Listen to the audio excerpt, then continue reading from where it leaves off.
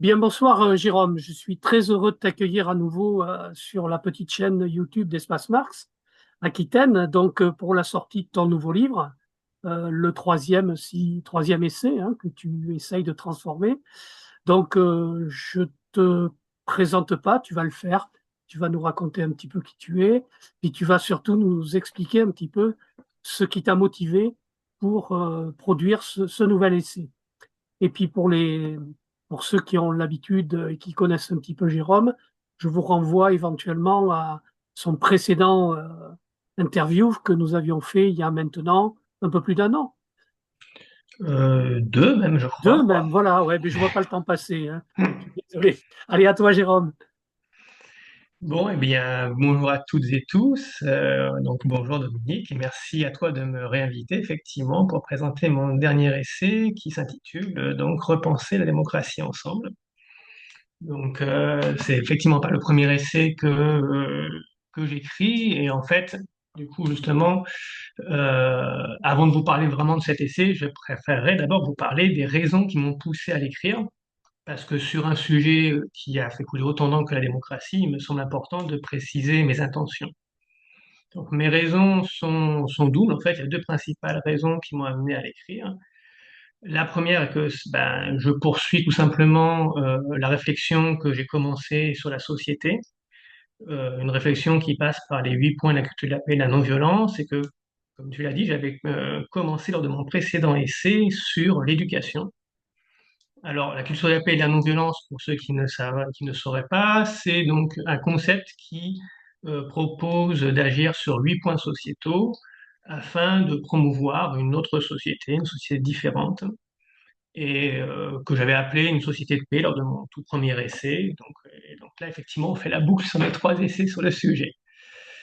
Alors, la culture de la paix et la non-violence, donc, il y a 8 points, c'est la démocratie, le développement durable, les droits humains, l'éducation, donc, l'égalité femmes-hommes, la libre circulation des connaissances et de l'information, la paix et la tolérance, enfin, et la tolérance et la solidarité.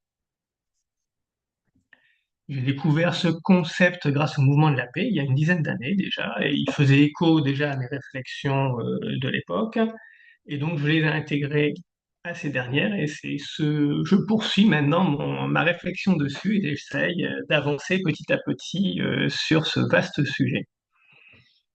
La seconde raison donc qui m'a amené à écrire cet essai sur la démocratie, c'est que en fait la démocratie est un sujet qui nous touche tous et toutes. C'est un sujet qui conditionne notre présent comme notre avenir. Mais pour autant, c'est un sujet sur lequel il me semble que nous discutons peu sur le fond et encore moins tous et tous ensemble. Nous parlons souvent de politique, mais au final, peu de démocratie et pas tous et tous ensemble, justement. C'est en tout cas le sentiment que j'ai eu au cours des nombreux échanges que j'ai pu avoir, que ce soit avec des amis, des connaissances, des militants ou des militantes, ou même des chercheuses et des chercheurs en sciences politiques. Et finalement, c'est sans doute ces échanges qui m'ont le plus convaincu qu'il fallait écrire cet essai. Il m'a alors paru très important d'essayer d'ouvrir une véritable discussion pour réussir à réellement réfléchir ensemble à la démocratie. Et donc, c'est mon essai est sur la démocratie, mais vraiment dans le but d'en discuter ensemble. Et là, je vais me permettre une petite parenthèse sur le ensemble. C'est quelque chose qui revient souvent, en fait, chez moi. C'est quelque chose d'important. Je pense réellement que la discussion ensemble, l'échange ensemble, tous ensemble, est très important.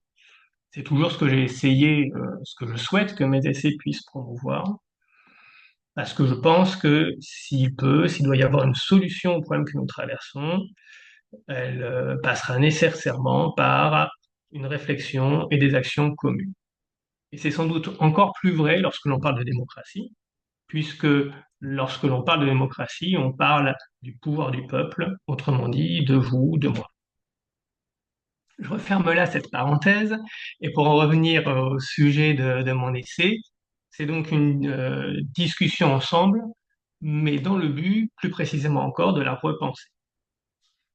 Mais vous me direz peut-être pourquoi repenser la démocratie? Alors tout d'abord, parce que il est indéniable que notre société traverse de nombreuses crises. Crise environnementale, dont le réchauffement climatique n'est que la plus importante parmi de nombreuses autres. Crise territoriale ou diplomatique, comme on veut les appeler. Les guerres sont encore très présentes dans notre monde et les conflits russo-ukrainiens et israélo-palestiniens ne sont que les plus médiatiques du moment, mais malheureusement pas les seuls. Et enfin, aussi une crise sociale dont une des conséquences qu'on peut voir est la fragmentation de la société qui conduit à des scissions très importantes entre citoyens, mais aussi entre citoyens et représentants politiques. Or, un système politique gère et façonne la société qu'il abrite. C'est lui qui l'organise, c'est lui qui va résoudre ou pas les problèmes qu'elle rencontre, c'est lui qui, par ses décisions, ses choix, va conditionner son présent comme son avenir. Par exemple, si je reprends l'exemple du réchauffement climatique, cela fait plus de 50 ans que les scientifiques nous alertent, mais ce dernier se poursuit, pire, il va en s'accroissant, car les gouvernements n'ont pas pris et ne prennent pas de mesures permettraient de gérer cette crise. Donc voici déjà des raisons de réfléchir au système politique qui nous abrite et au système politique que nous pourrions souhaiter aussi. Si, autre raison, si on s'intéresse plus spécifiquement à notre système politique et au rapport que le peuple, donc encore une fois, vous, moi, entretient avec ce dernier, on ne peut que constater qu'il y a un certain malaise, en fait, dans ces relations sont marquées par un certain malaise. Par exemple, l'abstention est endémique dans notre système politique. Alors, elle est de plus en plus importante actuellement, elle oscille entre 30 à 50% en fonction des pays et des élections, mais elle a malgré tout toujours été présente. Autre élément, individuellement, nous sommes régulièrement en désaccord avec nos représentants politiques. Autre élément encore qui est un marqueur de ce malaise, c'est que les grèves et les conflits sont récurrents dans l'histoire de notre système politique. Ils marquent quelque part une opposition durable entre les gouvernements et le peuple. Juste pour quelques exemples, pour bien montrer que c'est quelque chose qui a existé de tout temps dans dans notre système politique et partout où il s'exprime. En 1921, voilà, le conflit de Blair Mountain aux États-Unis est le point culminant de l'opposition des mineurs de Virginie occidentale avec l'État de Virginie occidentale et plus globalement avec l'État fédéral. En 1984-85, au Royaume-Uni, les mineurs encore s'opposent au gouvernement Thatcher pendant plus d'une année pour s'opposer aux décisions qu'elle prend. Ou encore en Grèce, entre 2010 et 2015, les citoyens et citoyennes ont très largement manifesté pour s'opposer à leur gouvernement qui prenait des mesures d'austérité. Et si on revient en France, par exemple, en 2016, la loi El Khomri a fait descendre de nombreuses organisations syndicales et citoyens et citoyennes dans la rue. Donc c'est vraiment quelque chose qui est général et ce ne sont vraiment que quelques exemples au sein de quelque chose qui est très prégnant dans notre système politique. Ainsi, quelque part, outre les raisons de s'interroger sur un système politique lié au choix de société, il existe aussi des raisons plus spécifiques liées à notre système politique et à l'opposition qui existe entre gouvernants et gouvernés, entre le peuple et ceux qui le gouvernent. On peut ainsi s'interroger sur la relative insatisfaction chronique qui semble exister dans notre système politique et sur la relation aussi que nous entretenons avec ce dernier. Dernier élément pour faire le tour avec la démocratie, c'est qu'il convient aussi de s'interroger nécessairement sur la démocratie, puisque lorsque l'on parle de notre système politique, on l'associe à la démocratie, il est étroitement associé à cette dernière, en tout cas dans notre esprit, et de fait, on appelle notre système politique des démocraties représentatives.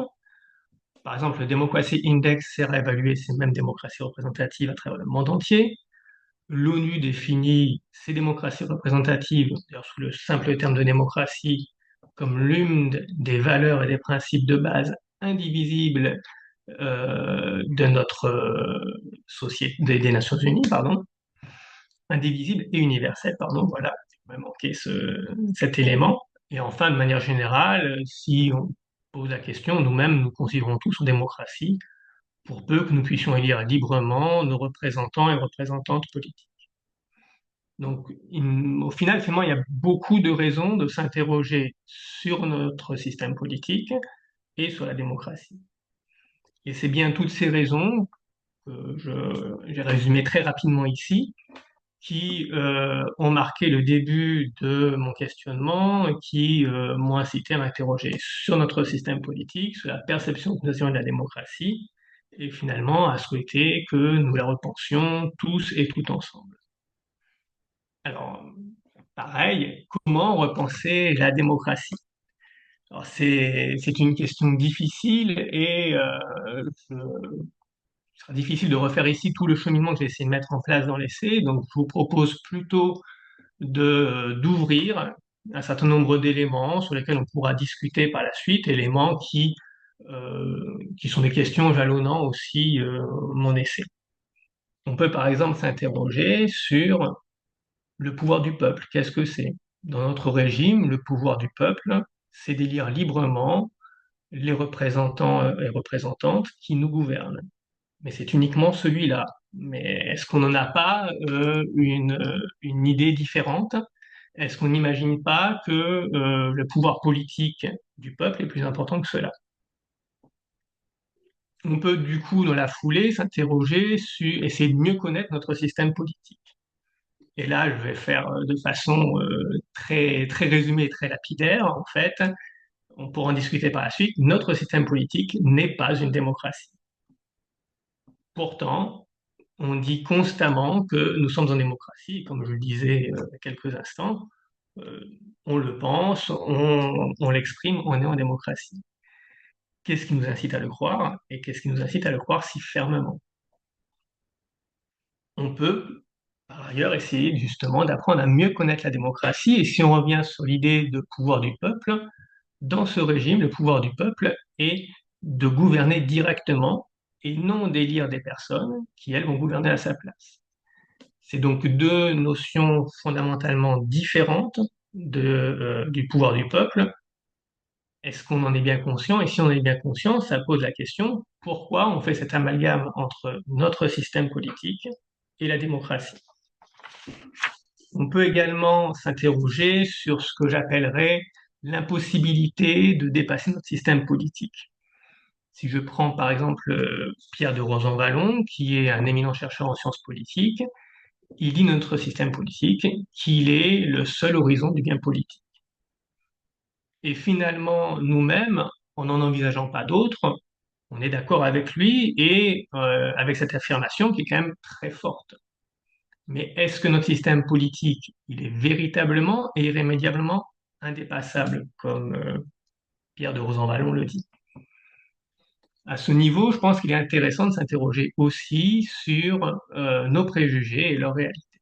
Alors bien sûr, ça demande à bien connaître notre système politique, bien connaître la démocratie, mais c'est pas suffisant, comme on peut le voir. Il faut aussi se demander les raisons des barrières, souvent infranchissables, qu'on se met et qui nous empêchent d'envisager un autre système politique. Qu'est-ce qui nous rend notre système politique indépassable et le seul possible, alors même que nous sommes tous d'accord, nous traversons de nombreuses crises et que nous sommes régulièrement insatisfaits? Et donc, pourquoi avons-nous tant de mal à agir pour changer? Je terminerai pour pas faire non plus une liste de questions infinie sur une dernière, c'est on peut s'interroger sur notre volonté à discuter ensemble.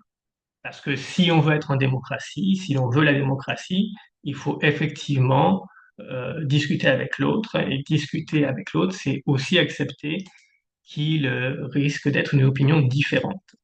Et c'est vrai que c'est pas toujours facile. Pourtant, si on regarde les expériences de mini-public ou d'assemblées citoyennes, On constate que non seulement la discussion dans des groupes hétérogènes est possible, mais qu'en plus, on arrive à se comprendre, à s'entendre et à se mettre d'accord sur des propositions. Alors, du coup, pourquoi avons-nous si peur de voir des opinions contraires aux nôtres s'exprimer, alors même que c'est le principe même de la démocratie, alors même que plus largement, c'est le principe de l'égalité, de la réciprocité, que d'accorder à l'autre ce que l'on souhaite qu'il nous accorde. Et là-dessus, entre parenthèses, hein, notre système politique, qui lui ne permet pas à ce genre de discussion d'exister de manière vraiment globale au sein de la société ou d'une de, de l'agora, entre guillemets, ne nous préserve en aucun cas des extrêmes qui peuvent nous inquiéter énormément. Donc voici une part en fait des interrogations qui m'ont occupé, que j'ai essayé de résumer très brièvement, et des discussions que j'espère lancer. J'ai essayé dans mon essai d'aborder ces questions de la manière la plus objective et critique possible. J'espère y être en tout cas suffisamment parvenu pour qu'elles puissent inciter des discussions nombreuses avec les lecteurs, discussions auxquelles je suis toujours prêt à répondre et ouvert à répondre. Au contraire, c'est tout l'intérêt. Et donc, pour conclure, en fait, très rapidement, repenser la démocratie, c'est finalement tout d'abord repenser la perception qu'on a de notre système politique et de la démocratie. Donc, il est vrai qu'on en a une perception quand même très, euh, j'allais dire, presque de propagande, c'est pas le mot, mais en tout cas très fermée. C'est une étape indispensable pour pouvoir repenser ensemble une nouvelle démocratie. Et c'est bien l'objet de mon livre. Mon souhait est qu'il nous permette justement d'entamer des discussions riches et fécondes, tous et tous ensemble, sur la démocratie, mais des discussions qui nous permettent de la repenser véritablement ensemble. Parce que il me semble que c'est non seulement nécessaire au vu de la situation, mais que c'est urgent, justement, au vu de la situation. Voilà très rapidement un résumé, une présentation. Je vous remercie et si, bah voilà, on peut entamer la discussion maintenant comme vous voulez.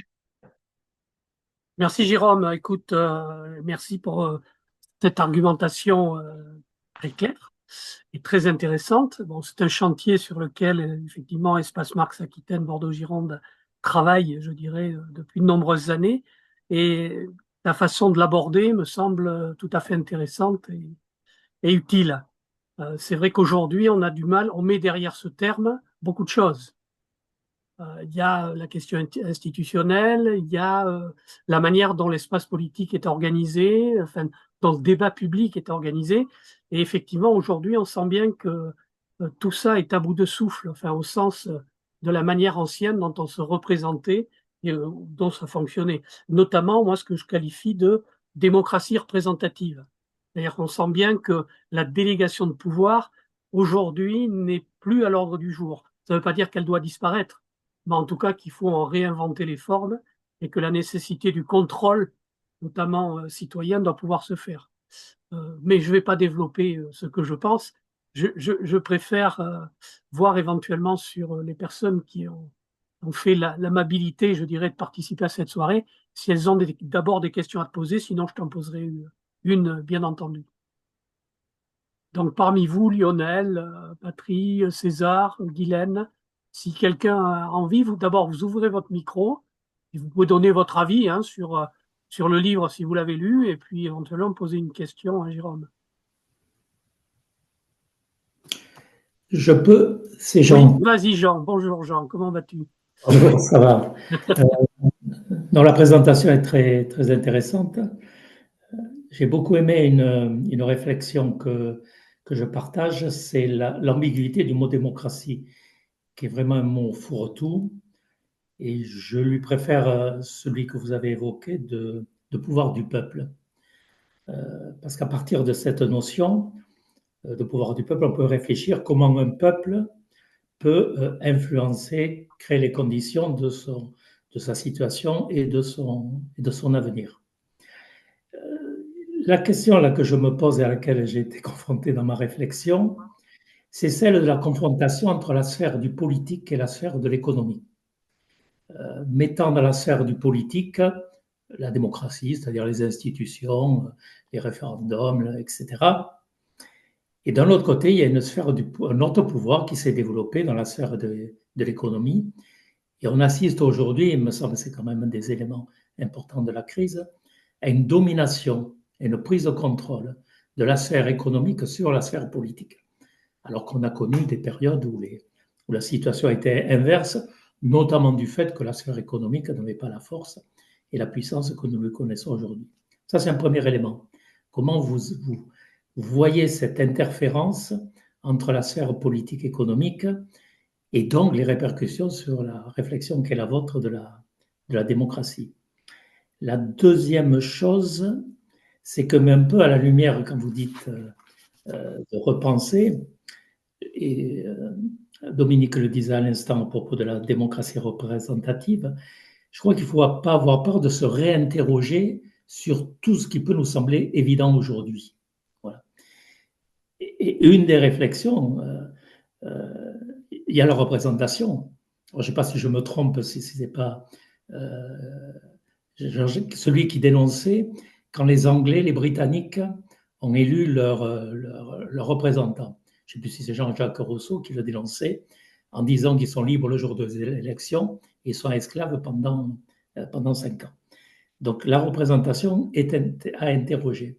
Une autre interrogation, ce sont les partis politiques. On n'imagine pas un fonctionnement d'un système politique, nous, sans les partis politiques. Pourtant, la question s'est posée. Il y a des sociétés qui fonctionnent sans.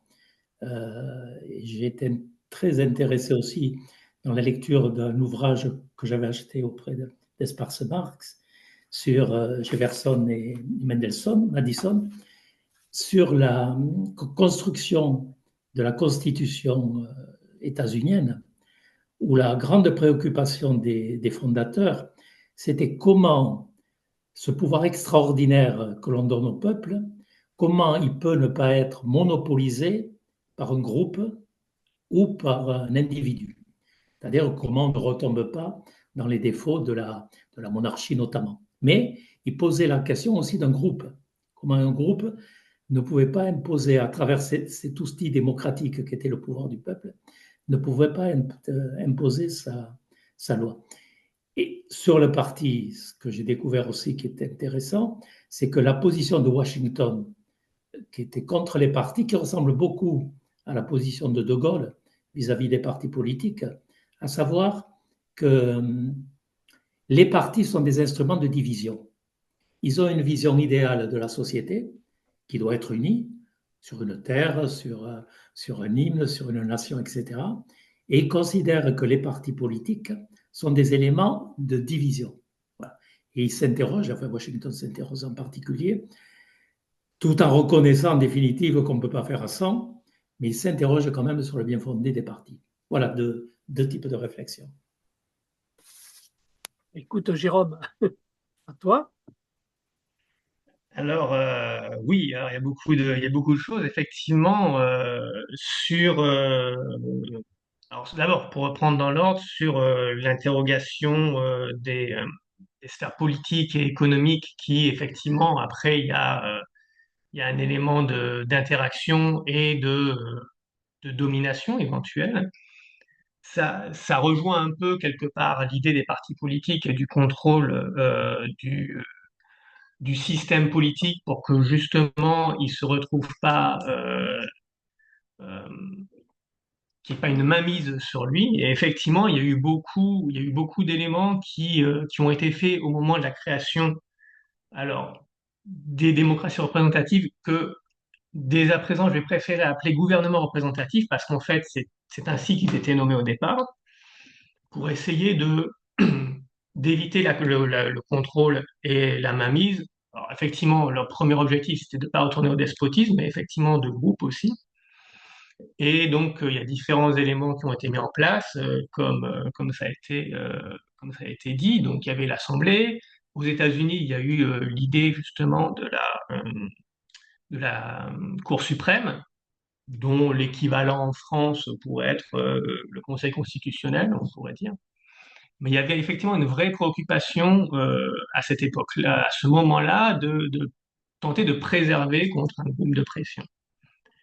Si on prend par contre l'exemple d'une démocratie pure, si je puis dire, de la démocratie originelle, le pouvoir étant partagé entre l'ensemble des citoyens et citoyennes, en lui-même, cette division, cette fragmentation du pouvoir qui n'existe pas quelque part, qui est diffus puisque chacun a son propre pouvoir et que faire pression sur une personne ne fera pas basculer le reste, il faudrait faire pression sur beaucoup plus de monde, est en soi-même quelque chose qui permet justement de lutter contre les influences extérieures, alors que ce soit contre le retour à un régime despotique ou que ce soit contre la prise de pouvoir par un petit groupe politique ou économique d'ailleurs, c'est aussi un élément assez intéressant sur lequel réfléchir sur la démocratie.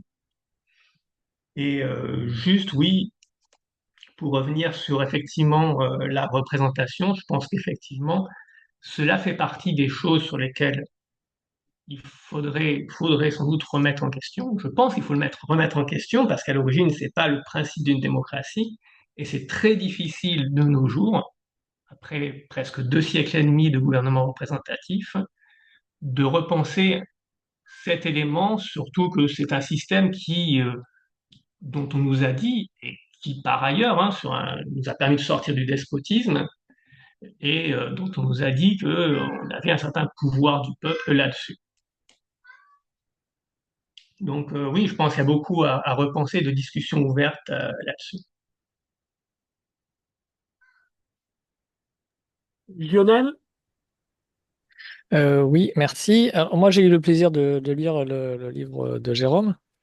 Et donc, j'ai trouvé très intéressant justement la notion de véritable démocratie parce que le pouvoir réparti, comme l'a dit Jérôme, le pouvoir réparti à l'ensemble du peuple pourrait, alors, il faudrait le vérifier bien sûr dans la réalité, pourrait empêcher justement les groupes d'influence, les lobbies financiers de trop influencer sur la politique, puisque comment, là, ils y arrivent, parce qu'on sait très bien que, par exemple, la Commission européenne, il y a des salons de lobbyistes dans lesquels les commissaires européens, mais on le sait aussi que c'est vrai dans tous les pays, sont reçus dans des salons privés par les lobbyistes pour discuter de... voilà. Donc on sait que ces groupes de pression sont possibles parce qu'ils agissent sur des personnes individuelles. Et j'ai eu moi-même l'occasion de faire une expérience où on a pu confronter dans une espèce de simulation des structures très hiérarchisées où il y avait un chef, des sous-chefs, etc., avec des structures horizontales, donc de type démocratie. Et ces groupes tentaient de s'influencer les uns les autres pour essayer d'obtenir des choses. Et en fait, le groupe qui était en structure horizontale n'arrivait pas à être influencé par les autres systèmes. C'est-à-dire que les groupes hiérarchiques arrivaient à s'imposer des choses, mais le groupe horizontal arrivait à échapper à toute influence parce que les groupes hiérarchiques n'arrivaient pas à trouver qui appuyer sur qui appuyer. Parce qu'à chaque fois, c'était jamais la même personne qui occupait la même fonction. Et donc, le pouvoir n'arrêtait pas de passer des uns aux autres parce que les gens à l'horizontale se donnaient des missions, des pouvoirs successifs. Et donc, le système de pression s'évanouissait complètement. Et ça a été une expérience extrêmement intéressante à lire, même si elle s'est faite à petite échelle. Et c'est vraiment quelque chose qui a changé ma vision de l'horizontalité, de la hiérarchie face à l'horizontalité. Et c'est vrai aussi dans le monde du travail, c'est vrai dans plein de choses. Mais vraiment, je pense qu'en effet, comme le dit Jérôme, la dispersion du pouvoir empêche l'appui lobbyiste et donc permettrait peut-être de faire échapper au contrôle financier. César, remets ton micro. Voilà. Voilà le micro. C'est Oui, bon. bonjour, bonsoir. Alors, personnellement, j'ai pas encore fini de lire le livre. Je l'ai attaqué récemment.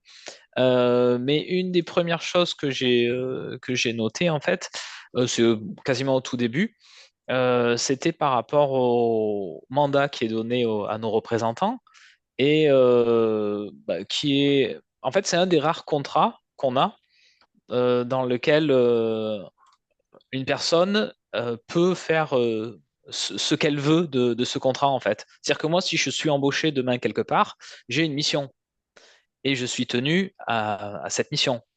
Un représentant politique, lui, apparemment, d'après ce que j'ai saisi, n'est pas tenu, il peut avoir un programme, on le voit, on les lit pour ce programme, et dès le premier jour, il peut entamer un tout autre programme en fait. Et pour moi, c'est c'est une faille en fait. C'est-à-dire que ces gens-là, ils peuvent faire exactement ce qu'ils veulent, donc ils ne nous représentent plus à travers ce programme. Est-ce qu'on pourrait pas avoir des contrats qui les obligent de minimum à respecter un certain nombre de points, par exemple? Alors, Voilà. c'est effectivement la différence entre un mandat représentatif et un mandat impératif, par exemple. Mais faut bien voir qu'en fait, ça tient à la construction même du système, en fait. Au moment des révolutions américaines puis françaises, l'idée est qu'effectivement, il faut sortir du despotisme, arriver à un régime où le pouvoir est plus entre les mains d'une seule personne, mais tous les pères fondateurs, que ce soit aux États-Unis, en France ou les philosophes des Lumières qui ont précédé et qui ont beaucoup insufflé d'idées là-dedans, sont tous d'accord pour dire que le peuple peut élire des représentants, mais qu'il faut des représentants qui, eux, seront plus aptes, plus sages, plus en capacité à prendre des décisions que le peuple, et donc que eux doivent décider, doivent être capables à tout moment de décider ce qui est le mieux contre l'avis du peuple, si nécessaire, parce que c'est bien tout l'objet de ces gouvernements représentatifs, c'est d'avoir un petit groupe. Alors, on parle à l'époque de gens plus vertueux, plus sages. Alors, aux États-Unis, ça se mixe aussi avec l'idée de gens qui sont en capacité de gérer.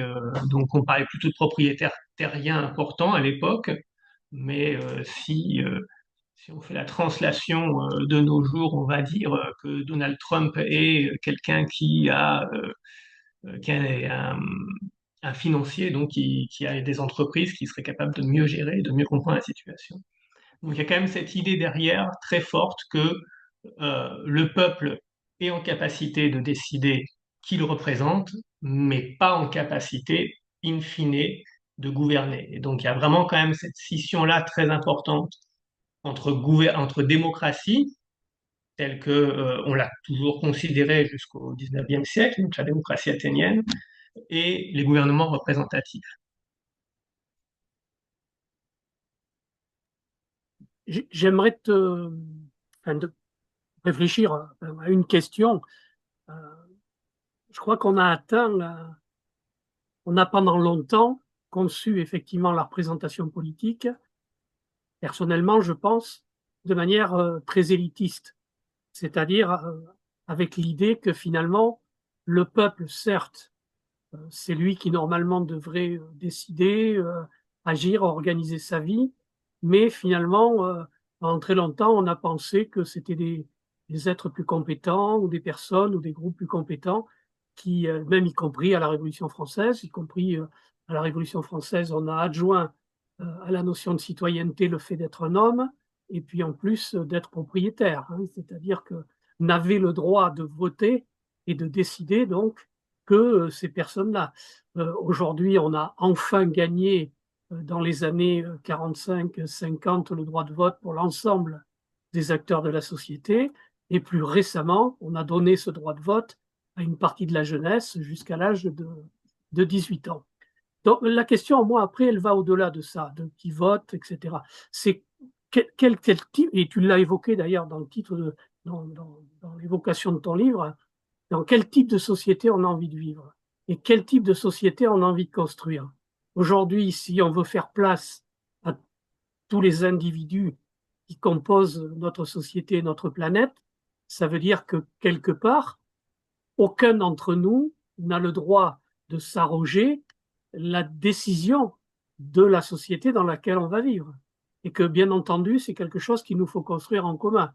Sinon, ça veut dire qu'il va y avoir, entre guillemets, une dictature quelque part d'une minorité, fût-elle sociologique, économique ou politique, sur la très grande majorité des acteurs humains qui composent notre planète. Donc c'est une vraie question qui est posée. Sommes-nous tous à égalité de droits et de devoirs comme le déclare la Déclaration des droits de l'homme et du citoyen, ou est-ce que, ou notre Constitution, et qu'est-ce qu'il faut faire et commencer à pratiquer pour aller vers ce type de société. Mais c'est un choix, c'est-à-dire que est-ce qu'on décide de rompre avec le modèle hiérarchique qui a été évoqué tout à l'heure pour passer à un modèle beaucoup plus participatif où effectivement tout le monde compte pour un, y compris avec des idées qui ne sont pas forcément les mêmes, avec des représentants de la société, des représentations de la société qui ne sont pas forcément les mêmes.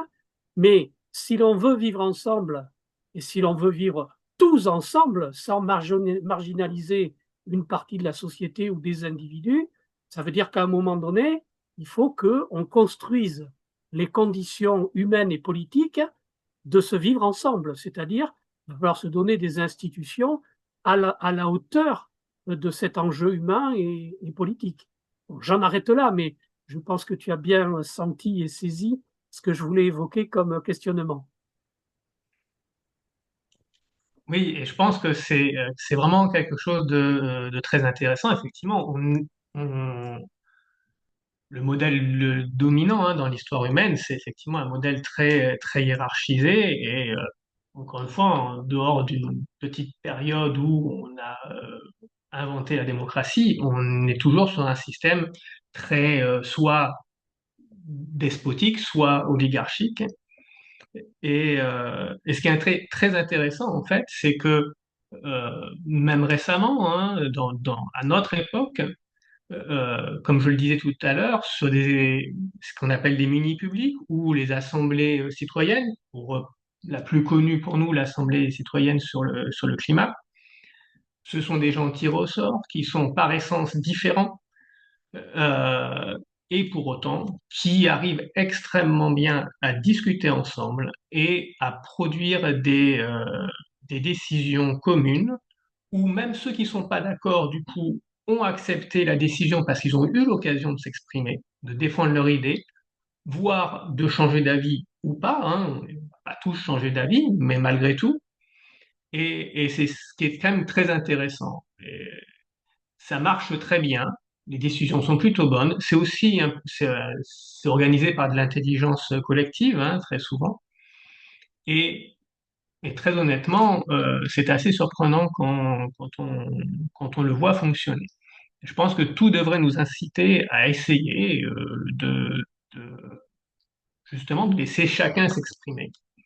Je pense que pour ce qu'on disait sur les partis politiques qui effectivement tendent plutôt à polariser, ça ferait l'inverse parce que chacun s'exprimerait et qu'on n'aurait plus que, au lieu d'avoir deux ou trois opinions qui se balayent sur les extrêmes, on aurait des gens qui seraient plus nuancés et donc ce serait, à mon avis, extrêmement intéressant. Et encore une fois, hein, compte tenu de la situation, je ne pense pas que nous ayons beaucoup à perdre à essayer. Merci Jérôme. Lionel, Oui, c'est juste pour rebondir sur un terme qu'a utilisé Jérôme, qui est l'intelligence collective. Je ne sais pas si vous avez eu l'occasion d'expérimenter ce genre de techniques. C'est des techniques qui se développent beaucoup à l'heure actuelle, notamment dans les entreprises, pour faire dialoguer des grands groupes de personnes, parfois des centaines. J'ai eu, encore une fois, la chance de participer à ce genre de choses et même à être formé à faire ça. Et je pense que on devrait commencer par là. Faire tester à tout le monde comment c'est possible de parler à 200, d'entendre sa voix s'exprimer, de donner son avis, tout en voyant se construire petit à petit une espèce d'émergence d'une pensée, d'idées à laquelle on a participé, qui n'était en fait l'idée de personne, et qui se construit à travers le croisement de toutes les idées. Pour moi, ça a été une révolution là aussi, de se rendre compte qu'on peut faire parler 200 personnes et arriver à se comprendre, comme le dit Jérôme, et à se rendre compte qu'en fait, même quand on est nombreux et qu'on n'est pas du tout du même avis au début, en fait, on construit quelque chose ensemble. Et donc, au final, on l'accepte puisqu'on l'a construit ensemble. Et je pense que vous parliez de construire des institutions, etc. Je pense qu'une des premières choses qu'on devrait faire, c'est permettre à chacun de vivre cette expérience-là. Ça permettrait peut-être de mieux comprendre ce que ça veut dire Je pense que Jérôme a ça derrière en tête, le tous ensemble, toutes et tous ensemble, arriver à dialoguer toutes et tous ensemble, plutôt que les dialogues qu'on a là en petits groupes où on s'affronte sur des termes politiques, on est toujours en train de se bagarrer, de se gueuler dessus. Je pense qu'à travers ça, on arrive à avoir des discussions apaisées et constructives. Mais il faudrait que tout le monde le vive. Et malheureusement, pour le moment, peu ont eu accès, je pense encore. Réagir, Jérôme? Oui, oui, je pense effectivement c'est un élément, c'est vraiment un élément très surprenant parce c'est quelque chose auquel, naturellement, on n'imagine pas que cela soit possible, que cela soit réalisable. Alors ça, effectivement, on peut opposer l'idée que ce sont des expériences faites sur des petits groupes. Alors, il faut savoir quand même que les mini-publics ne sont pas des si petits groupes que ça. Il y a eu une expérience donc en Islande pour la Constitution où ils étaient quand même un millier d'individus. Il y a eu aussi des expériences au Canada, je crois, où ils étaient à peu près ce nombre-là, et donc qui fonctionnent très bien. Et je reviens quand même sur un élément, moi, qui m'a toujours passionné, qui est la Grèce antique et la démocratie athénienne, hein. Il y avait tout de même 60 000 citoyens. Ils n'avaient pas de moyens de communication, les moyens de communication que l'on a, et malgré ce, ça fonctionnait très bien. Et Athènes est l'âge d'or de la civilisation grecque. Donc je pense que là aussi, c'est à réfléchir. Ce qui ne veut pas dire que la société était parfaite, hein. Bien sûr, je le dis toujours. Elle avait ses défauts et ses travers, mais ça fonctionne bien. Après, à nous d'avoir une société plus sage, plus humaine, plus humaniste. J'aurais envie enfin, de continuer à s'interroger. Bon, on a vu, et je pense que c'est effectivement quelque chose sur lequel on doit beaucoup réfléchir. Ça sera peut-être une des seules expérimentations, entre guillemets, positives d'Emmanuel Macron, l'histoire de ces conventions citoyennes, dans la mesure où, pour la première fois, on s'est intéressé à la composition sociologique, hein, parce qu'il n'y a pas que le tirage au sort. Il y a aussi, si tu veux, la mise en place d'une micro-société représentative sociologiquement de la société française, c'est-à-dire avec des catégories professionnelles et des qualifications, si tu veux, qui correspondent à la population française, en termes d'âge, en termes de CSP, en termes de... ce qui est quand même assez extraordinaire. Et effectivement, l'expérience a montré qu'on était capable de leur donner les moyens de délibérer ensemble autour de sujets qui étaient quand même pas si faciles à maîtriser que ça, et y compris à produire de la loi, en tout cas des propositions de loi, qui malheureusement n'ont pas été retenues par Macron et son gouvernement, mais qui en tout cas existent et montrent effectivement la possibilité de la délibération politique entre personnes, je dirais, de culture, de connaissances et de compétences extrêmement différentes. On avait vécu une expérience politique en France un peu de ce niveau-là, mais là, au niveau à l'échelle du pays, c'est au moment où il y a eu une délibération populaire sur le TCE, le traité constitutionnel européen, et où on a vu la population s'emparer, je dirais, de cette chose politique, parce que c'était son affaire, le décortiquer. C'était quand même pas un document facile à lire, c'était pas en plus très très simple, mais on a vu les gens se passionner sur cet objet et en faire un objet partagé d'action, qui malheureusement a été battu en brèche. Ils ont été gagnés, ils ont gagné dans les urnes, et ensuite on a perverti leurs décisions par une décision institutionnelle parlementaire qui a fait qu'on les a fait taire. Mais n'empêche que toutes ces questions-là, aujourd'hui, elles sont posées et que quelque part, elles génèrent, je dirais, des crises régulières et une certaine distanciation à l'égard de toutes les institutions que nous connaissons. Et que quelque part, et y compris avec même une exclusion du champ politique, du champ démocratique, puisque même si on connaît les limites du vote, de la délibération électorale, n'en demeure pas moins que quand plus de 55% des gens ne se déplacent plus voter, c'est que quelque part, il y a un vrai hiatus sur la représentation politique et sur la capacité de notre société à permettre à tout un chacun de faire un choix. Qu'est-ce que tu en penses? Et c'est vrai que, alors après, la question, elle est posée. Moi, je suis pour qu'il y ait une autre constitution. On a invité, avant les vacances, là, une constitutionnaliste bordelaise à venir nous parler de nouvelles constitutions. Mais la question est posée, c'est comment on va construire ces lois communes dont on a besoin. À moins qu'on décide qu'il n'y a pas besoin de construire des lois communes, ce qui est un autre débat d'ailleurs, hein. Certains sont plutôt pour. Mais voilà, a-t-on besoin de lois communes? A-t-on besoin de faire des compromis temporaires, hein? Parce que pour moi, une loi n'est jamais qu'un compromis social temporaire. Et que la question, c'est que souvent, la plupart d'entre nous ne mesurent pas que ce sont des compromis temporaires et qu'ils en ont fait des éléments définitifs de l'organisation de nos sociétés. Or, on voit bien que quand on regarde l'histoire de l'humanité, elle est riche de constructions. Toutes ne sont pas forcément efficaces ou correspondent pas forcément à nos critères d'aujourd'hui. Voilà, qu'est-ce que tu penses de toutes ces questions-là? Je sais que c'est le fond de ta préoccupation, mais autant l'expliciter un petit peu plus. Donc effectivement, de toute façon, une société est en mouvement et donc effectivement, une loi n'est que le fait d'un moment correspondant à la société du moment. Donc c'est toujours quelque chose qui doit évoluer. Et je pense qu'il faut qu'on soit conscient que la société évolue, que nous évoluons et que tout ce qui la structure doit évoluer. Alors, moi, dans mon idée de démocratie, je serais, entre guillemets, vraiment plus extrémiste, c'est-à-dire qu'au-delà d'une constitution, c'est réellement l'idée que la, la démocratie pure, hein, peut exister, doit exister, et que on a essayé le système des gouvernements représentatifs, qui ont sans doute eu leur utilité, qui ont fait un certain nombre de choses.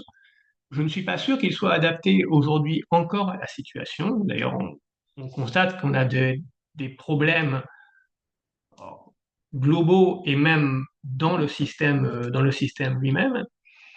Et peut-être que qu'il serait temps et que ce serait l'occasion de retenter l'expérience de la démocratie. Alors, ce ne serait pas la démocratie athénienne parce qu'il y a 2500 ans qui s'est écoulé, mais qui serait une nouvelle démocratie, mais véritablement où le pouvoir décisionnaire n'est plus cette fois aux représentants, mais aux individus qui composent la société.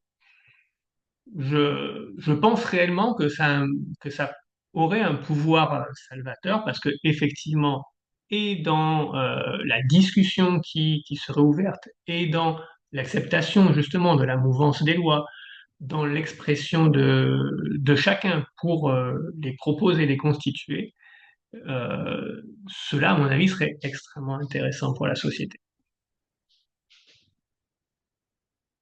C'est un petit peu ce qu'ont revendiqué d'une certaine manière les Gilets jaunes à un moment donné avec leur référendum d'initiative citoyenne.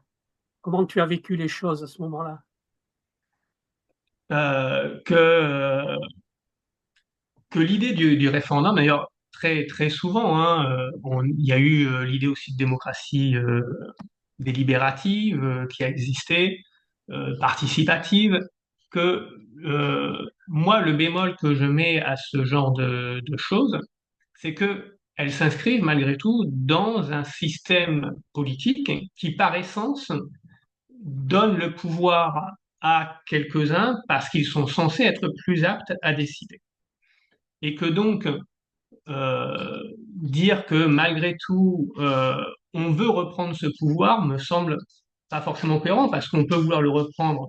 Donc, il y avait les Gilets jaunes. Au départ, il y avait eu quand même une histoire sur un certain nombre d'éléments. Donc, c'est parti effectivement des taxes sur le pétrole, mais il n'y avait pas que ça qui pouvait être un centre d'intérêt, mais chacun peut avoir des centres d'intérêt différents. Ça peut être l'éducation, ça peut être la recherche, ça peut être le social de manière diverse. Donc finalement, on a quelque part, si on y réfléchit, un peu envie de s'exprimer sur tout. Et donc, si on a envie de s'exprimer sur tout, le référendum n'est pas la solution. Parce que dans ce système politique-là, ça ne fonctionnera pas, hein. En Italie, ils en faisaient beaucoup, mais on restait dans un système politique qui est le même que le nôtre. Ça ne fonctionnait pas. il faudrait essayer, allons-y. On veut parler, on veut s'exprimer, allons-y, essayons la démocratie qu'on appelle directe aujourd'hui, mais qui en fait est la démocratie. L'expérimentation des Nuits debout, qu'est-ce que ça a représenté pour toi en termes d'interpellation et de pratique, peut-être, si tu as eu l'occasion d'y participer? Et après, Lionel. Mais vas-y, Jérôme. Alors, j'ai pas eu l'occasion d'y participer, mais l'idée qui était à l'origine de se réunir pour discuter était extrêmement intéressante. Sur le coup, j'ai trouvé ça extrêmement intéressant et très, très stimulant, et avec l'espoir qu'effectivement, bon, qu'il en émerge quelque chose qui, les circonstances n'étaient visiblement pas propices, mais c'est quelque part un peu l'idée qu'au bout d'un moment, on dit stop, on s'arrête, et puis on commence à discuter. Et puis, alors effectivement, hein, on peut considérer que ça risque d'être difficile, mais finalement, c'est comme ça que se sont passées les révolutions françaises et américaines, de manière générale, hein, tous les changements de régime, c'est comme ça qu'ils se sont passés. Et pas nécessairement dans la violence, je précise. Absolument. Et donc non, je pense que c'est intéressant, mais ça montre qu'il y a une envie quand même des gens, et que il faut aller vers cette envie, à mon avis. Ok. Lionel? Moi, il y a une notion dont j'aimerais qu'on aborde, qui est dans le livre. C'est la notion, et tu en as parlé, Jérôme, de la notion d'indépassabilité de notre système actuel. Et c'est vrai que la lecture du livre m'a ouvert les yeux un peu là-dessus, sur le fait que on a une espèce de musiquette sociétale qui nous dit qu'on est dans le système parfait, on est passé par plein de choses, à chaque fois on a eu du progrès politique, et que maintenant, ça y est, c'est bon, on a atteint le summum, on ne peut pas faire mieux, etc. Et je pense que ça, c'est très prégnant dans notre esprit collectif, dans la manière dont tout se construit. Et j'avoue que, en effet, Jérôme a parlé de nos préjugés qu'on a là-dessus, qui ont été construits par notre vie, dans notre société et tout ça. Et cette notion d'indépassabilité, pour moi, ça a vraiment été quelque chose de très éclairant. Et je sais toujours pas comment on peut arriver à se rééduquer là-dessus, quoi. C'est-à-dire comment arriver à se dépasser là-dessus, quoi. Voilà, si on pouvait en parler un peu. Jérôme et après Kawet. Alors, c'est difficile hein, parce qu'on vit forcément dans notre société, donc on gardera un certain nombre de préjugés. Euh, alors, ce que je trouve, alors, donc effectivement, je pense que Lionel fait aussi référence à un certain nombre de. Je me suis posé des questions sur pourquoi on n'arrivait pas à, à imaginer un autre système politique. Alors effectivement, il y a plein de raisons qui peuvent être de l'ordre de l'idée d'un progrès continu et que donc c'est un peu ce que dit Rosan Vallon, on est arrivé au maximum et que ça sert à rien de penser autre chose, on est au maximum. Euh, il y a aussi le fait que je pense que c'est difficile d'agir pour sortir d'un système.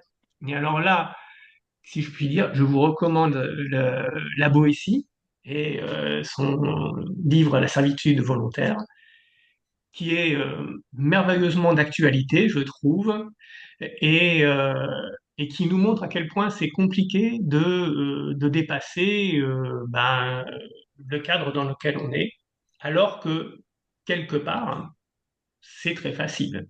Il suffit qu'on dise non, que la majorité des gens disent non, et ça s'arrête. Et c'est cette difficulté qu'on a à réussir à reprendre quelque part cette liberté dont parle la Boétie, et où finalement on reste dans cette servitude pour un certain nombre de raisons, que ce soit justement l'habitude, le fait qu'on n'imagine pas autre chose, ou, euh, ou encore il parle des intérêts successifs en fonction des gens qui au fur et à mesure croient y voir de l'intérêt. Donc, euh, donc oui, oui, je pense que vraiment, je vous recommande la lecture de ce livre, c'est extrêmement intéressant. J'ai essayé d'en faire un mini résumé adapté à notre époque, mais je vous recommande l'original. Ok, Kawet? Oui, alors, vous m'entendez? C'est Oui, Fabienne, oui, en oui. fait. Oui, Oui, alors là, justement, moi, je rebouclerai sur ce sujet, sur ton précédent essai sur l'éducation, puisqu'à mon sens, et pour en avoir parlé autour de moi après avoir lu ton essai, euh, mais en fait, le problème, c'est qu'on enseigne la démocratie telle qu'elle est à l'heure actuelle, on dit que c'est de la démocratie. Donc, dès le plus jeune âge, les enfants supposent, et donc les adultes qu'on croise ensuite nous disent que c'est la démocratie, c'est ça, c'est voter pour élire ses représentants. On n'a pas effectivement l'idée que la démocratie, ce n'est pas ça, ou en tout cas, ça ne nous a pas été enseigné de cette manière-là.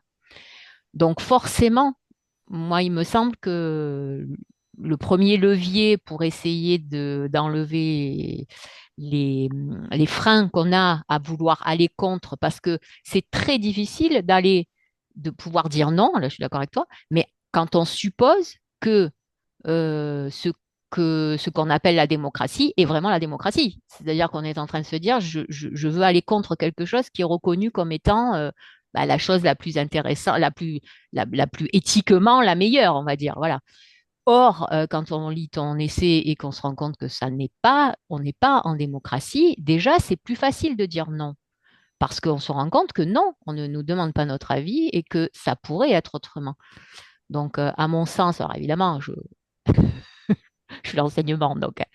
Mais ce que je trouve incroyable, c'est ça, c'est que dans les livres, etc., ce que tu dis très bien, c'est que on a même changé le nom de notre type de représentation. Au départ, ça n'était pas présenté comme de la démocratie. Ça a été transformé. Moi, je reprends ce que tu as dit au départ. C'est un petit peu de la propagande pour que l'ensemble des citoyens se disent on est effectivement dans de la démocratie et on ne peut pas vouloir autre chose. C'est la même chose, je boucle sur quelque chose que je connais bien, où quand on parle de l'inclusion des jeunes handicapés, etc., eh bien, on ne peut pas dire non, parce que éthiquement, c'est ce qu'il faut faire. Mais dans la réalité des faits, ça n'est pas réellement ça.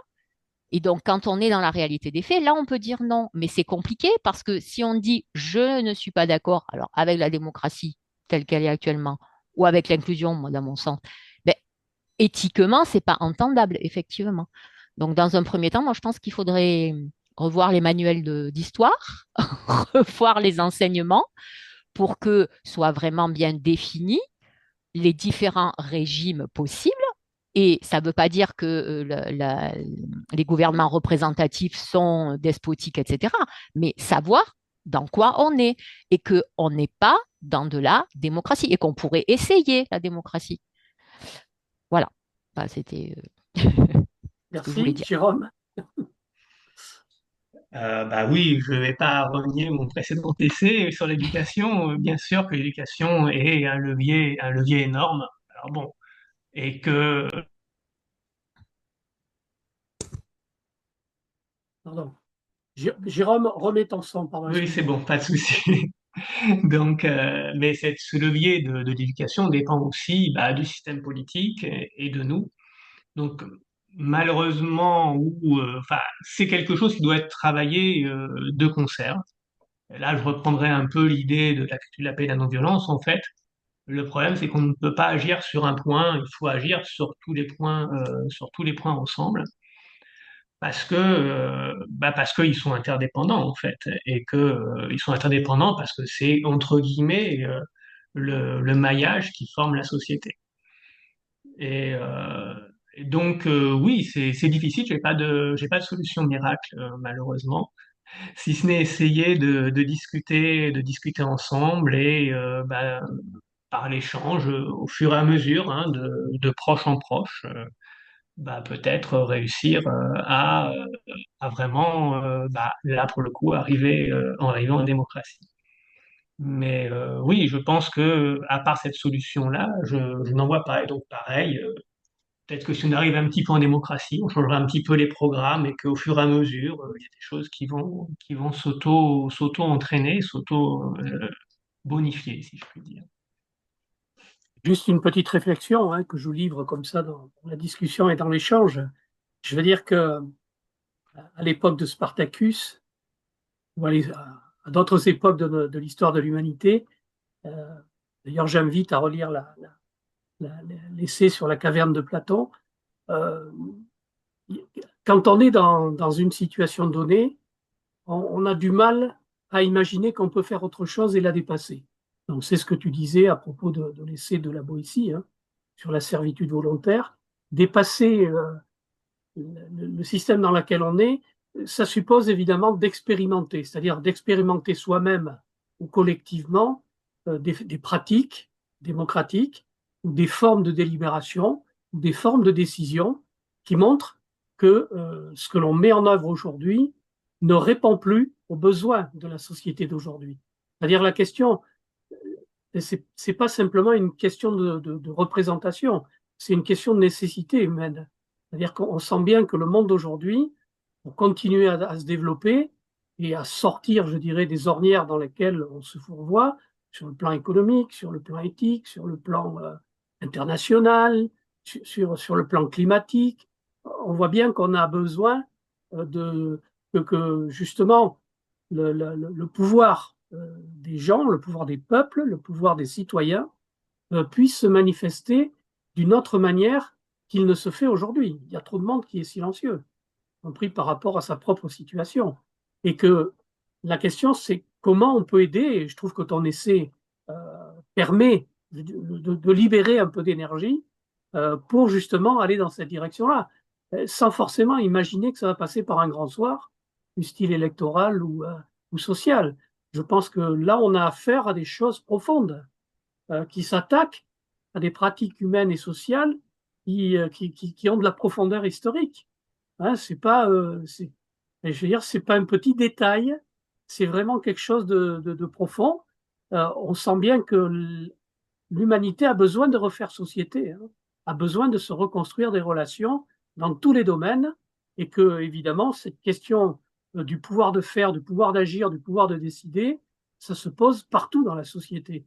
Ça se pose dans mon immeuble, là où j'habite, ça se pose à l'université, là où je travaille, ça se pose dans mon quartier, ça se pose dans mon département, dans ma région, dans mon pays, et ça se pose sur la planète. Alors, là, on ne va pas tout régler en même temps et ensemble. La question, c'est comment on s'attaque, chacun à son niveau, euh, à explorer, je dirais, des nouvelles pratiques sociales, humaines, qui nous permettent justement d'aller vers ce qu'on pourrait appeler une société plus juste, plus humaine, plus sociale, plus pacifique. Voilà. Donc, c'est ce que je crois que tu essayes de faire par tes travaux, et on t'en remercie d'ailleurs, parce que tu prends du temps pour ça et c'est une excellente chose. J'en dis pas plus. Est-ce que qui n'est pas intervenu? Ben, j'ai vu que Patrick était arrivé tout à l'heure. Patricia n'a rien dit. Guylaine non plus, mais vous n'êtes pas obligé de parler, hein, je vous interpelle, mais c'est peut-être pour vous joindre à la discussion. Mais je citerai juste euh, quelque chose qui m'a beaucoup animé pendant toutes ces années, je dirais, d'éducation populaire, c'est-à-dire l'idée de fertilisation croisée, c'est-à-dire de penser que la pensée, la parole et les actes des autres peuvent être utiles à la construction de mon humanité à moi. C'est-à-dire que je ne suis pas là pour imposer aux autres mon modèle de faire, mon modèle de penser, mon modèle de vivre, mais de partager avec les autres un certain nombre de préoccupations pour construire un modèle ensemble qui va nous permettre de résoudre tout ou partie des difficultés que nous rencontrons. Bon, j'ai vu que Jean souhaitait intervenir. Vas-y Jean, et puis Simplement, Patricia et Guylaine, on n'oublie pas non plus. oui, sur la question de changer de système, il y a un premier élément, c'est regarder les autres systèmes qui peuvent exister. Bon, il se trouve que, Dominique le sait, j'ai travaillé sur la question des institutions cubaines, et là, on a des systèmes politiques radicalement différents. Et donc, travailler sur de tels systèmes, ça nous éclaire, y compris sur notre propre système, sur ce défaut et sur comment il faudrait les changer. Et un élément de ce système cubain, c'est la construction d'une constitution. La constitution en 2020, elle a été construite, elle a été écrite collectivement. Il y a eu un premier document qui a été diffusé dans toute la population, soumis au débat, et au bout de plusieurs centaines de milliers d'amendements, un deuxième document a été élaboré sur la Constitution qui a été soumis à un référendum. Et il y a eu un taux de participation, c'est vrai, important, et un taux d'approbation important, mais qui a été évoqué tout à l'heure parce que les gens ont été associés. Il y a un autre document fondamental à Cuba, le Code de la famille, qui a été adopté de la même manière par un débat qui a été écrit collectivement par la population. Là, le débat polémique a été beaucoup plus fort, puisqu'il y avait bien sûr la notion du mariage pour tous qui était inclus là-dedans. Mais le taux de participation a été élevé, le taux d'approbation a été moins élevé. Voilà. Et dernière remarque anecdotique, en France, il existe aussi les jurys d'assises. Et les jurys d'assises, à la différence des commissions qui ont été créées, c'est que le jury a le pouvoir. Voilà. Alors que les commissions, la différence, elle n'a pas eu le pouvoir, ce sont les autres qui l'ont eu.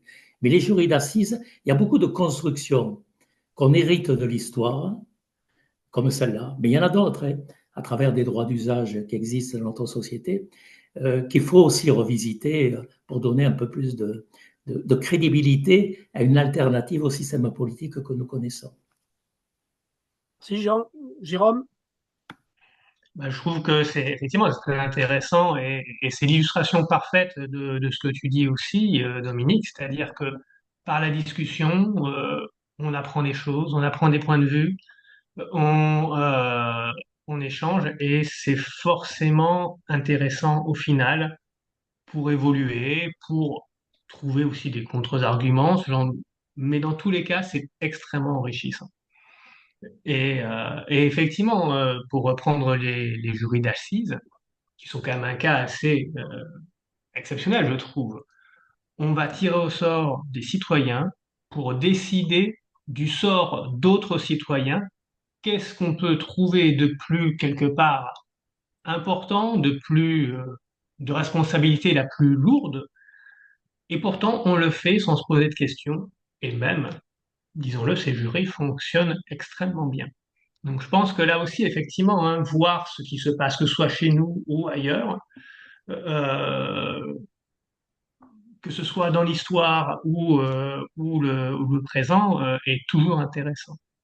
Et juste une dernière chose pour rebondir sur ce que disait Jean, c'est que, encore une fois, hein, quand on donne la possibilité aux gens de s'exprimer, ils ont envie de s'exprimer et ils participent.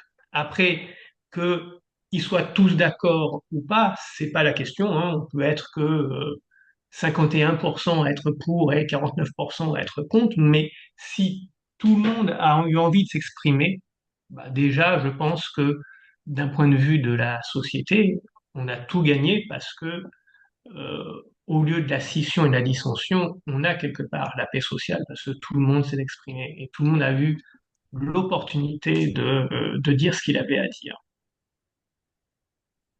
Cahouette?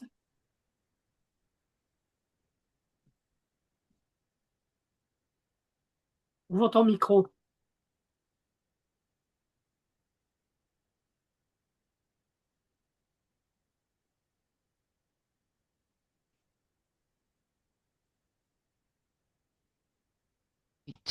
C'est bon? Ça y est, tout le monde Oui, m'entend. là, c'est Pardon, bon. Ouais, j'avais c'est bon. oublié d'enlever mon micro. Oui, je reviens sur les jurys d'assises. J'ai appris que justement, qui était peut-être un endroit encore où là, effectivement, les échanges, la démocratie, entre guillemets, fonctionnaient, que ça va être de moins en moins vrai. C'est-à-dire qu'ils ont changé le fonctionnement. Alors, là encore, pas pour de bonnes raisons. C'est pas parce que les jurys d'assises ne fonctionnent pas, c'est parce que on donne pas assez de moyens à la justice et que ça met trop de temps, etc. Donc, c'est quand même là symptomatique du fait que quelque chose qui fonctionne, entre guillemets, euh, va être pas complètement éliminé, mais de manière drastiquement réduit pour des raisons qui ne sont pas de l'ordre du bon fonctionnement. Voilà. Bon. Et voilà, par contre, ce que je voulais dire, donc là, j'ai été désolée de l'apprendre. J'ai écouté un débat sur ce sujet. Il y a un certain nombre d'avocats, évidemment, qui sont en désaccord avec ça, principalement parce que je trouve que c'est la même chose que dans les conventions citoyennes. Quand tu parles d'échange, dans ces cadres-là, jury d'assises, voilà, convention citoyenne, l'échange, il se fait alors autour d'un sujet, mais il se fait avec l'apport de tout un tas d'informations sur ce sujet par diverses personnes spécialistes, voilà, personnes qui viennent expliquer les choses. Parce que si c'est juste des discussions, là, je crois que ce qui peut gêner chez certaines personnes l'idée que la démocratie fonctionne, c'est de faire une analogie avec quand on discute au café du commerce, là, chacun arrive avec sa propre idée et essaye de défendre son bout de gras. Bon, ok, ça va avoir du mal à fonctionner. Alors que ça fonctionne dans les conventions, dans les jurys d'assises, parce que on arrive bien évidemment avec ces idées au départ, hein, c'est les choses qu'on a, nos biais cognitifs, etc. Mais qu'on va être confronté, et c'est ce que disaient les avocats par rapport au jury d'assises, à toutes les explications, à beaucoup de personnes qui viennent dire scientifiquement la vérité, enfin une certaine vérité scientifique, une réalité pour certaines personnes. On est confronté à tout ça. Et c'est pas juste avec notre propre représentation qu'on va échanger avec les autres. Donc forcément, notre représentation, elle évolue dans ce cadre-là. Et je crois que c'est ça qu'il faudrait effectivement qu'on puisse toucher du doigt régulièrement dans notre vie pour arriver à se dire, c'est pas juste des gens qui, la démocratie avec toute la population, c'est pas juste des gens qui discutent en disant non, c'est moi qui ai raison, c'est moi qui ai tort.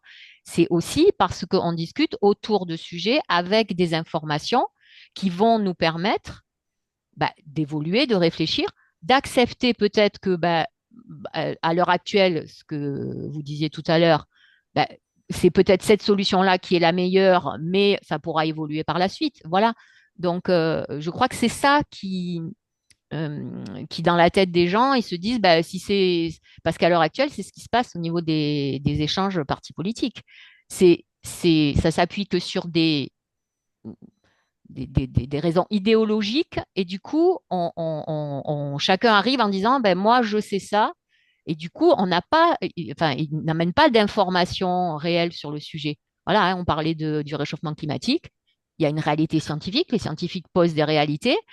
Quand on est mis face à ces réalités et pas juste à des moi je crois que ou toi tu crois que, ça peut permettre aussi peut-être d'évoluer. Et puis aussi de rencontrer l'autre qu'on rencontre pas souvent et de qui on se fait une représentation qui n'est pas forcément la meilleure.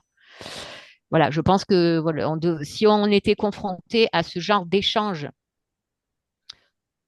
construit, je dirais, plus régulièrement, parce qu'ils sont bornés, ils sont construits, ils sont organisés. C'est un peu ce qui se passe dans la justice comment ça s'appelle, restaurative. C'est-à-dire qu'on arrive à mettre quand même en face des gens qui ont été victimes et des gens qui ont été coupables.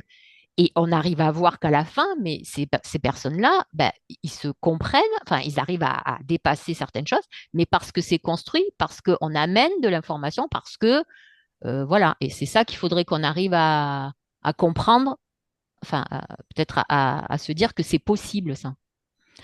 Voilà. Merci. Est-ce que quelqu'un souhaite une nouvelle intervention?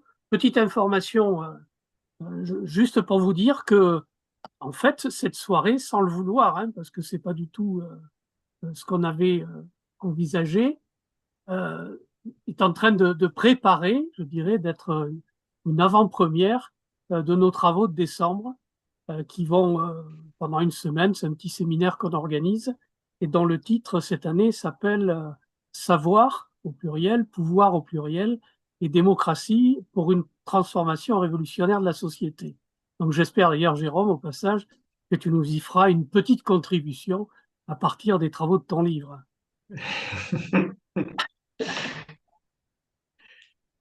Est-ce que quelqu'un souhaite poser une question, un commentaire ou interpeller Jérôme?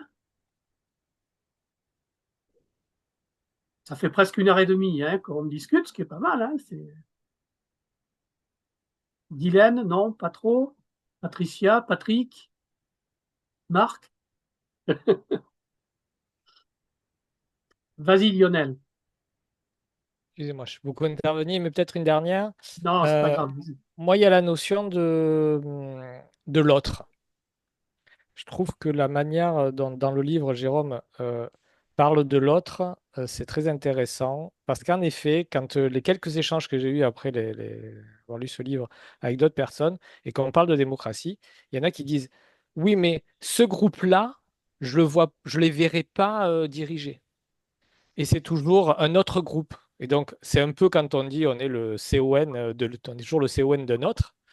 C'est un peu la même idée. Et donc, il faut arriver à dépasser ça en se disant que dans ces grands groupes, parce qu'évidemment, quand on va se confronter à une personne de ce groupe opposé, ben, ça part tout de suite en déliquescence et on s'engueule, quoi.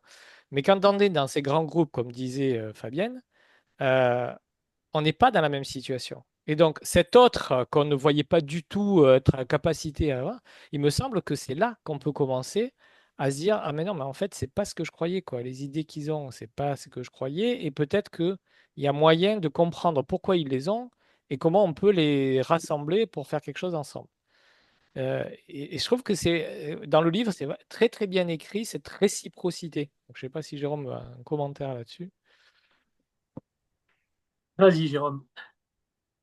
Euh, oui, alors pour faire quelque chose de global sur Fabienne et Lionel, si je puis dire, c'est que effectivement c'est quelque chose qu'on va bien sentir sur ces mini-publics et sur ces conventions citoyennes parce que c'est quelque chose qui est organisé pour créer une parole encadrée où il y aura pas d'agression où c'est quelque chose qui est du coup très structuré, qui évite tous les débordements. Et on parle d'éducation, là c'est une éducation justement à réussir à échanger avec l'autre. Et donc ces expériences sont très intéressantes à faire. Mais je crois qu'aussi, quelque part, plus globalement, dans l'idée même de démocratie, de véritable démocratie, il y a quand même cette notion qui, moi en tout cas, je sais que c'est quelque chose qui moi aussi m'a fait réfléchir par rapport à l'autre, c'est qu'à un moment donné, on est obligé d'admettre que si on veut vraiment la démocratie, on est obligé d'entendre l'autre, on est obligé de l'écouter. Et, euh, et je pense que c'est aussi quelque chose qui nous met dans un état d'esprit différent. Et même si donc la démocratie en fait est assez complexe, si on regarde juste ce qu'était la démocratie athénienne en fait, au-delà de l'Assemblée, donc de l'Ecclésia, qui était l'Assemblée des citoyens qui avait le pouvoir, il y avait des tas d'autres éléments qui permettaient de structurer la vie politique, de la facilité. Ça pouvait être à l'image quelque part des conventions citoyennes qui donnaient justement suite à des discussions, des avis, on va dire, informés, pas forcément ceux qui pourraient être, qui seront pris, mais qui en tout cas étaient des avis informés. Et donc, au-delà de ça, il y a vraiment quelque chose, je crois, qui est du domaine de, quand accepte vraiment l'idée de démocratie, d'écoute de l'autre et d'intérêt d'écouter l'autre. Parce que euh, on est forcément ensemble sur le même bateau, chacun va s'exprimer, peut s'exprimer, et je pense que même si, nous ne le cachons pas, ça ne résoudra pas tous les problèmes tout de suite et que la communication ne sera peut-être pas tout de suite exceptionnelle, mais ça change quand même la perspective. Très bien. Écoute, je trouve que c'est peut-être une bonne manière de terminer la soirée. Est-ce qu'il y a éventuellement une dernière question? Sinon, je vous propose, je vous souhaite bon appétit. Je vous remercie hein, pour votre participation parce qu'on voit bien que ça nous aide quand même à rendre beaucoup plus vivante ce genre d'interview et ce genre d'échange, quoi, hein. Et je vous invite à faire partager le livre de Jérôme. En tout cas, nous, pour ce qui nous concerne, on a commencé. On va continuer et faire en sorte qu'il soit lu et puis échangé, je dirais, par le plus grand nombre possible de personnes. Merci beaucoup à tous et à toutes. Merci, Et merci. Merci à une beaucoup. prochaine initiative. Prochain rendez-vous pour ceux que ça intéresse. Bon, ça sera encore un ami qui vient d'écrire un nouveau livre sur la situation internationale, à savoir Patrick Le Yarrick, mardi prochain, que je recevrai de la même manière, et qui va nous présenter son dernier ouvrage. C'est l'ancien directeur du journal L'Humanité et qui a été parlementaire aussi au Parlement européen et qui a effectivement plein de choses intéressantes et passionnantes à nous faire partager. Voilà, si vous souhaitez être informé des initiatives d'Espace Mars, alors il y a ceux qui habitent Bordeaux, ils viennent en présentiel dans les initiatives où c'est possible. Et pour les autres, il n'y a aucun problème. On fait beaucoup d'initiatives en visioconférence et surtout, on les met à votre disposition ensuite sur la petite chaîne YouTube d'Espace Mars. Donc, vous aurez la possibilité de réécouter cette soirée assez rapidement lorsque je l'aurai mis en ligne. Merci beaucoup Merci. et à très bientôt. Merci. Merci. Merci beaucoup. Merci.